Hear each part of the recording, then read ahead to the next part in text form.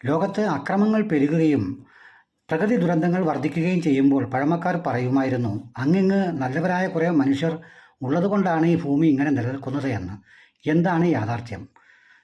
ലോകത്തിൽ 200 കോടിയോളം ജനങ്ങൾ വസിക്കുന്ന മുതലാളിത്ത രാജ്യങ്ങളിൽ കേവലമായ ഒരു പൗരൻ ഒരു വർഷം പുറന്തള്ളുന്നത് 27 ടൺ കാർബണിക സംയുക്തങ്ങളാണ്.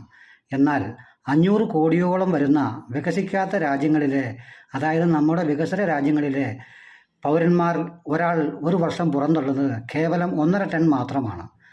ഈ ലോകത്തെ 500 കോടിയോളം വരുന്ന ഈ ദരിദ്ര നാരായണന്മാർ 27 ടൺ വച്ച് കാർബണിക സംയുക്തങ്ങൾ പുറന്തള്ളിയിരുന്നെങ്കിൽ ഈ ലോകം അന്നേ തന്നെ അവസാനിക്കുമായിരുന്നു. അപ്പോൾ ശരിക്കും ഈ അർദ്ധപട്ടിണിക്കാർ ഉള്ളതുകൊണ്ടാണ് ഈ ലോകം ഇങ്ങനെ നിലനിൽക്കുന്നത്. മുഴുവൻ പേരും മുതലാളിത്ത രാജ്യങ്ങളിലെ ആളുകളായിരുന്നെങ്കിൽ ഈ ലോകം എന്നേ അവസാനിക്കുമായിരുന്നു.